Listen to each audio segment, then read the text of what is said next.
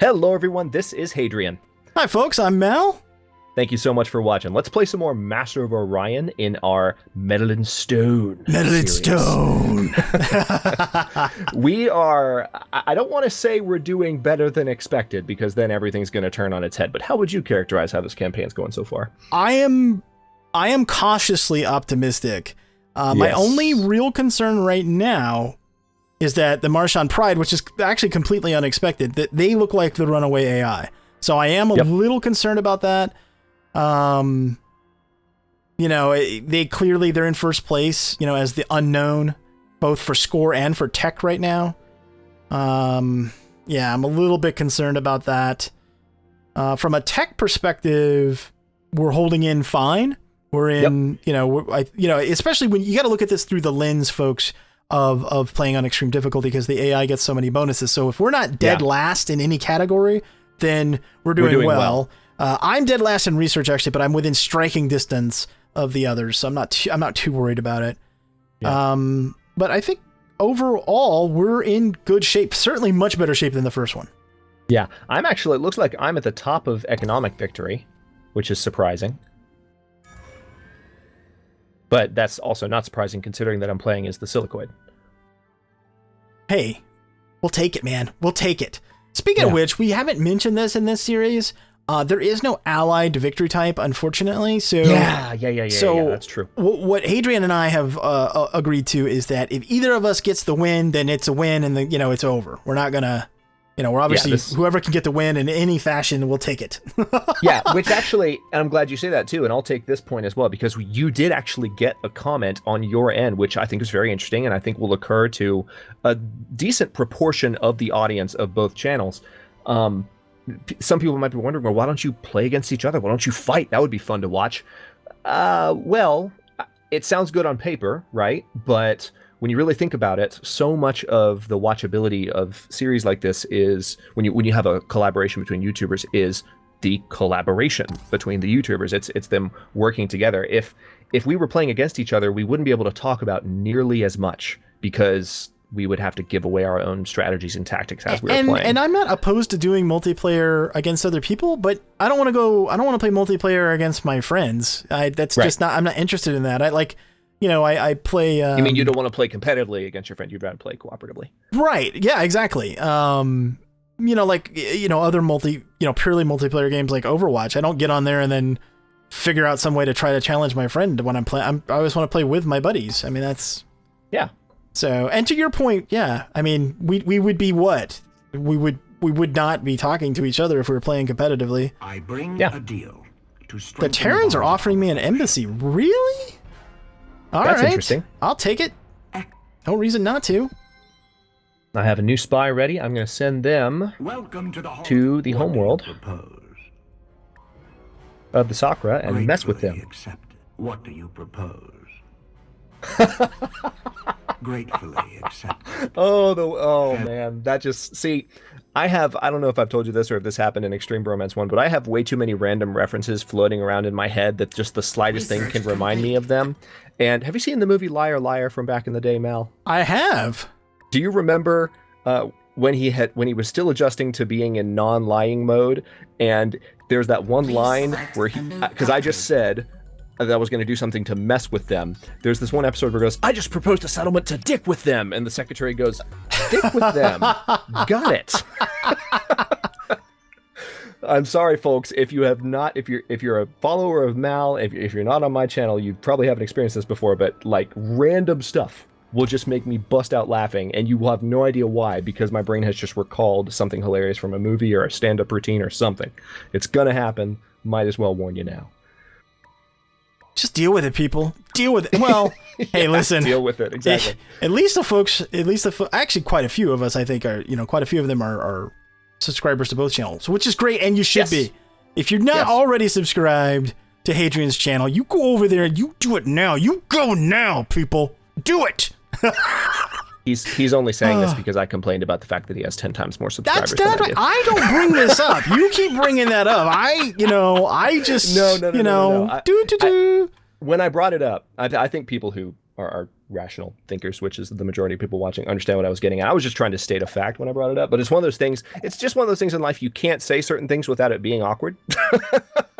Like, fact, you have 10 times more subscribers than I do. Doesn't bother me, but saying it makes it sound like it bothers me. So whatever.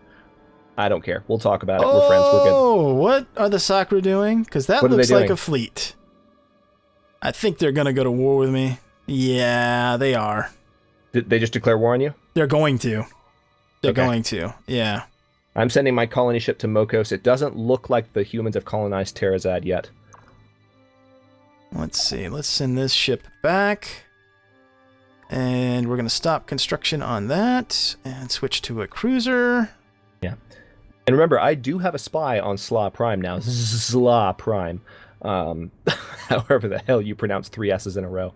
Sla. But, so I'll be able to mess with them to a certain extent if they declare war on you. I'd be surprised if he lets this military outpost get finished. He might. Yep. I don't know, but he's sitting over there. Well, let's see. What do I have on this colony? I think pretty sure I've got a starbase. I've got a starbase and a missile base, so yeah, it should be okay. Yeah. And actually, you know what? Since I'm not at war with anyone, in the next couple of turns, I'm going to do as much as I can to keep cranking out more colony ships. Because they're, like, I'm learning to think as a Silicoid, and there are some radiated worlds, there's some volcanic worlds that I wouldn't consider as a human player, but definitely some planets in my systems that I already have that I could colonize, and really double my economy. So you're going to see me trying to do that a lot in the next couple of turns and episodes. Well, they demanded I share charts with them, which I did, so that they wouldn't declare war. Right. Just to buy myself a little bit of time. Okay, my spy at Sla is ready. What would you prefer I do to mess with them? I could do all kinds of things. I could steal technology, which would be possibly the most useful for us.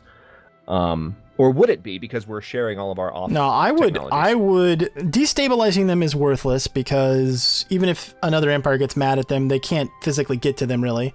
So that's no help. I would try to ensue a revolt or damage their production, or even starve them out. That famine might be the way to go there on their homeworld. Do you think famine or contaminate? Because contaminate actually reduces the population. I would starve them. So famine? Mm-hmm. Okay, so I've just assigned that mission. It's going to take 28 turns to get all the way through to that point, and the spy might not make it because they're level 1 spy, but we're going to try it. We're going to try it, folks.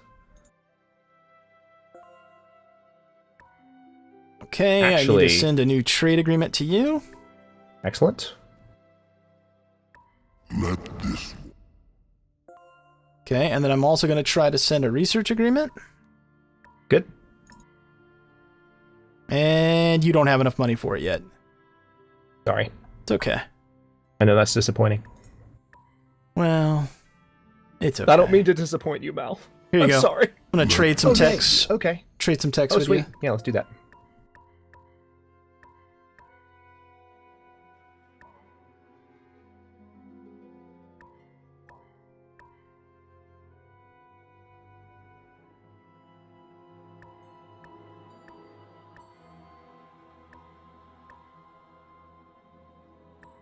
What's happening?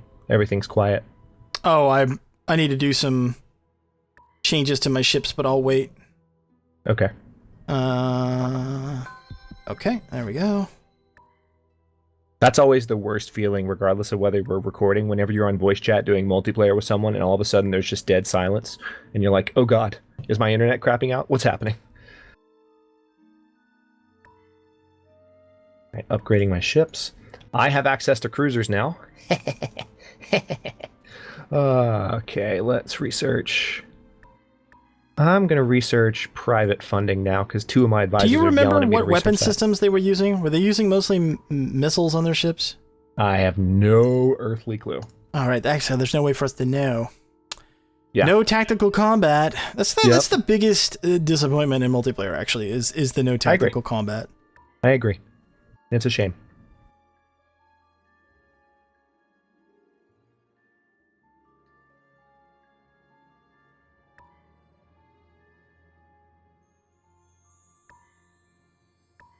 All right, so I am sending my space factory actually to the Moko system that I'm trying to colonize. My colony ship is 2 turns out. The space factory is 10 turns out, but if I can get a military outpost built there, that'll help shore it up to where if the humans tried to pull anything on me, I would at least have that defending that front until I have more ships that I can send that direction.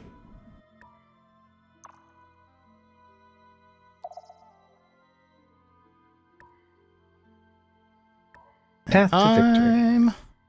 Interesting. I've kind of moved to the middle of the pack. I was like middle to bottom the last time I look at Path to Victory, and now I'm leading in economic and I'm climbing the other charts. So this is going better than Extreme Bromance. Yeah. I am comfortable saying that now. I told you it was going well. But now that I've said that... I don't know why they have that fleet just sitting over there. I don't know what exactly they're thinking they're going to do. Which fleet? This Sakura. They've got a fleet sitting over near that other colony, which is fine, whatever. It's not a... They don't have a colony. They're not tough enough to take on my colony directly, so I guess it's okay. I got a population boom. Yay.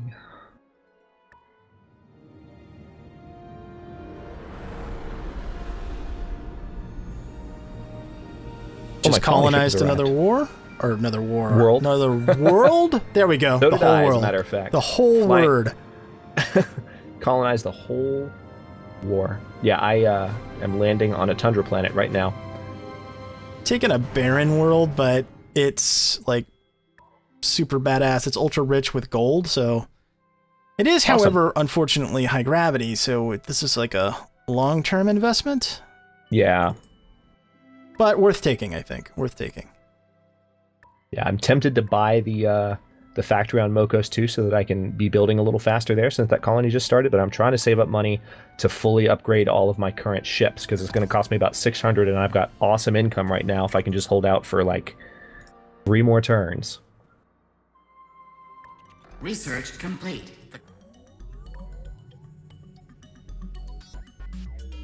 There we go. That was weird. The game was telling me a fleet needed orders, but then I was clicking the button and it wasn't selecting the unit. It was just moving the camera to it, so it was like, okay.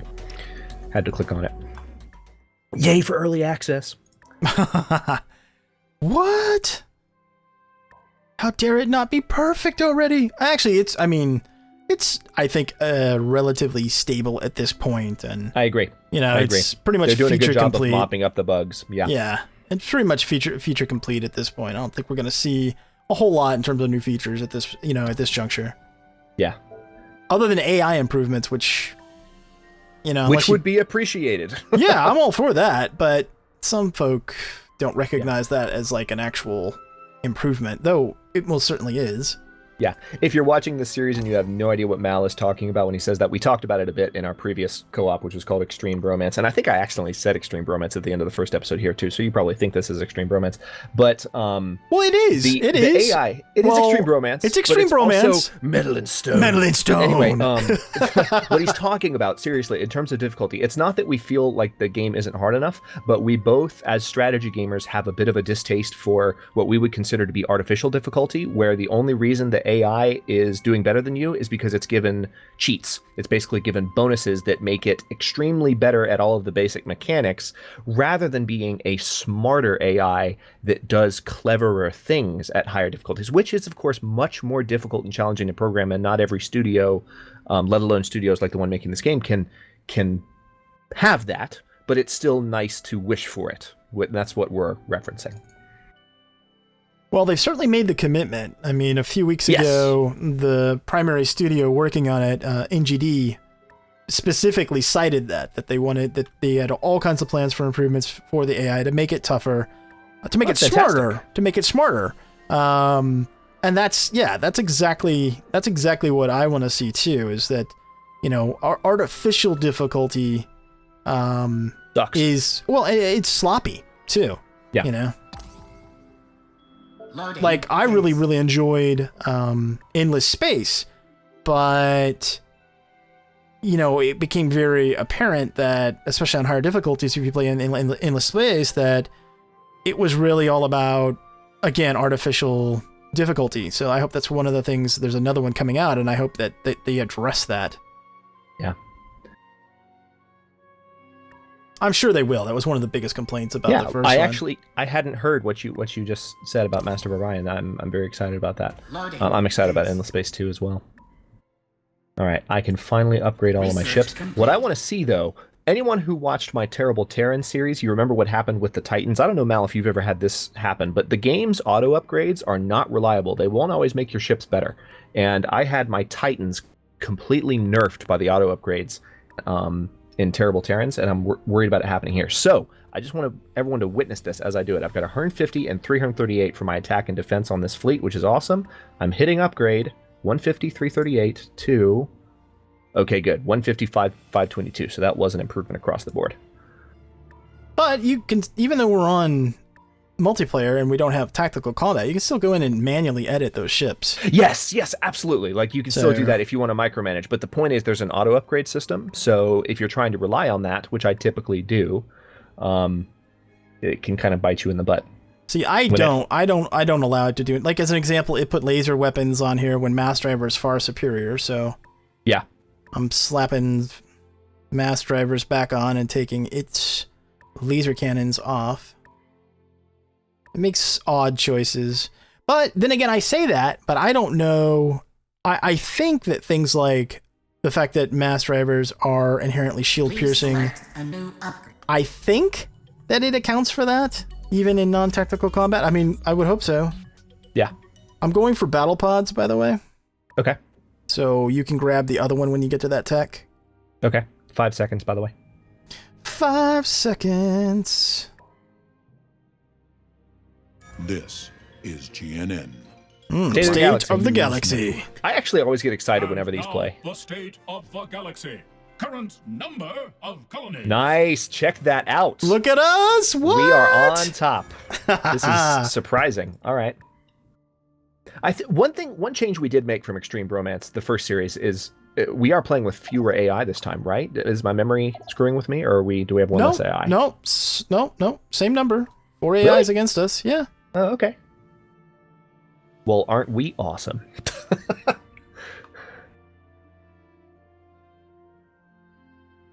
Awkward silence. No, we are awesome. I was sorry. I got distracted. I'm not very bright, as people know, so I don't multitask well. I'm like, what does he say? In fairness, no Let's Player multitask well. In fact, no human multitask well. There's research to prove it. But our society insists that multitasking is possible and that we should be good at it. It's not that it's completely impossible. You can do two things at once, but the thing is, your performance on both tasks degrades, particularly if you're doing more than two things at once. So playing complicated strategy games and talking at the same time, no one should be blaming you for being slow on the uptake of some things. I like to be defensive about that from time to time because it's something that everyone thinks they should be good at multitasking, because that's what we all tell ourselves. It's okay if you're not. It's normal. Sometimes especially when I was getting used to it, because I stream on Saturdays, and right now I'm playing XCOM 2. Yep. And people will be all this stuff in the chat, and then there'll be all these private messages that are popping up and all this other stuff, and I'm like, I'm like, hey, trying to win as well as talk to you guys. So yeah, occasionally somebody will make a snarky remark if I don't make the absolute most perfect play. And I'm like, when I'm playing by myself and not recording at all, I can play on the top difficulty with no issue.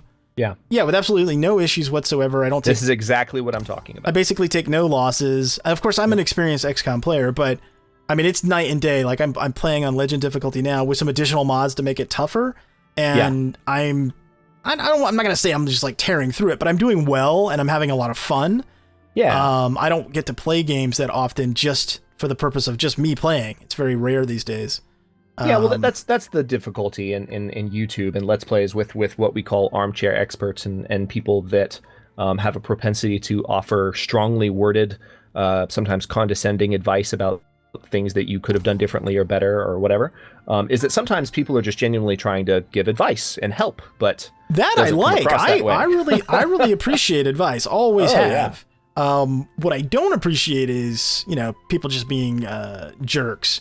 And I've pretty much just moved to like a no tolerance thing on that. I'm pretty good at the whole ban button now. I used to, I would respond and explain my rationale and everything else. Now if someone's being an a-hole, I'm like, I don't need you here. Yep. They're donezo. Because if you're rude to me, there's a chance you might be rude to another community member, and that's not something I won't allow that. That's not a chance either of us are willing to take. I'm totally with you.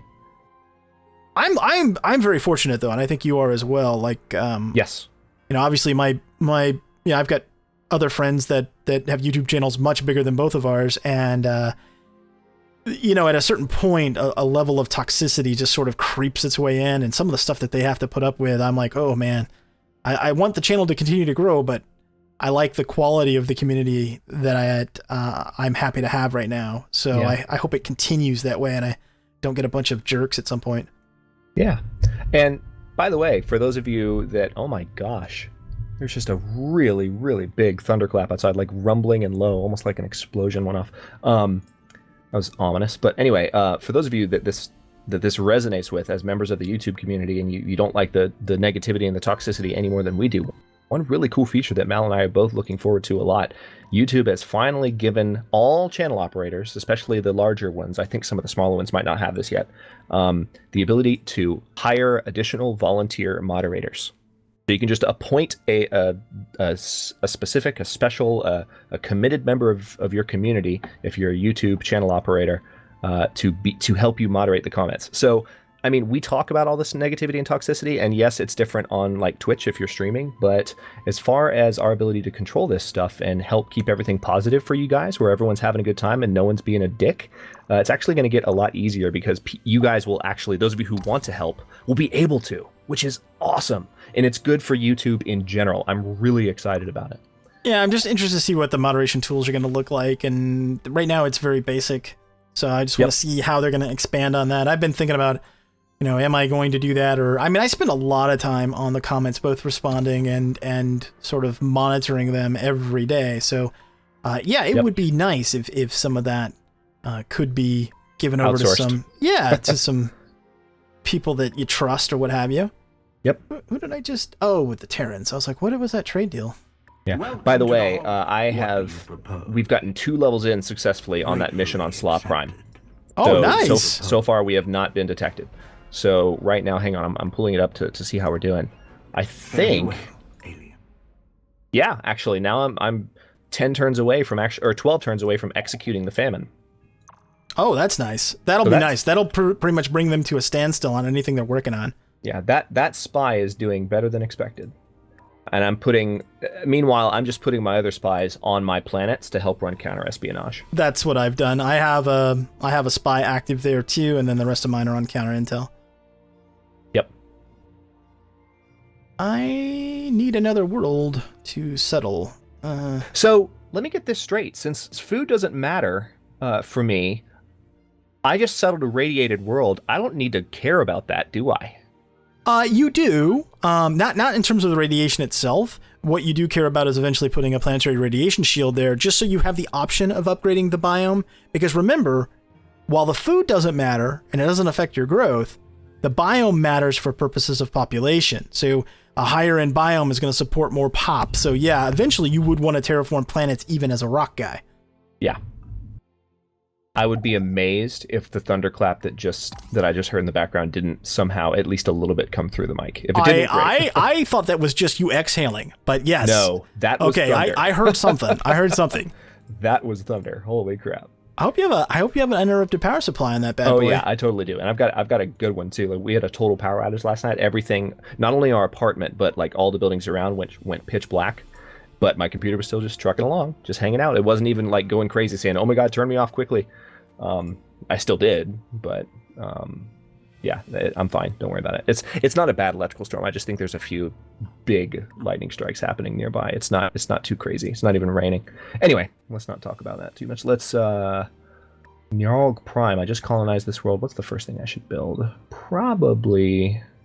I'm over on command points now. Damn it. Are you? Yeah, quite a bit actually. It's painful. Yikes. I'm at 22 out of 30. And I'm 6 turns away from having my whatchamacallit, my military outpost in Mokos done. So I'll kind of have a front against the Terrans. And by the way, speaking of the Terrans, the humans. I keep making that mistake. I've got my front against the human setup. They still have not colonized Terrazad.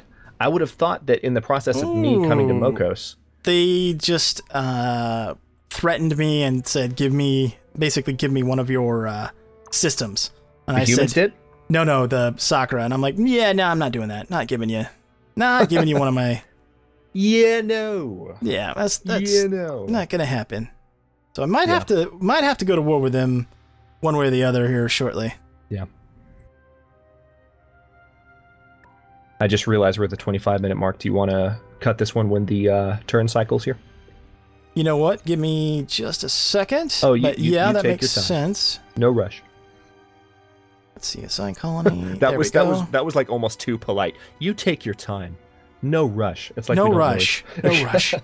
Please, okay. Take all the time you need. Scrap that, and I got to scrap this other ship over here. Oh man, yeah. Okay, I'm good.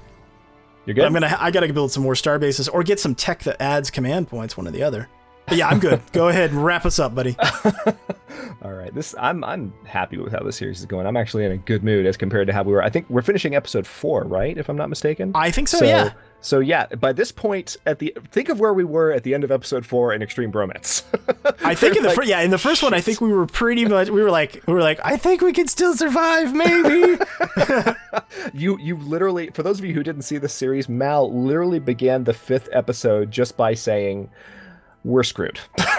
More or less. Like, that was the opening of the episode.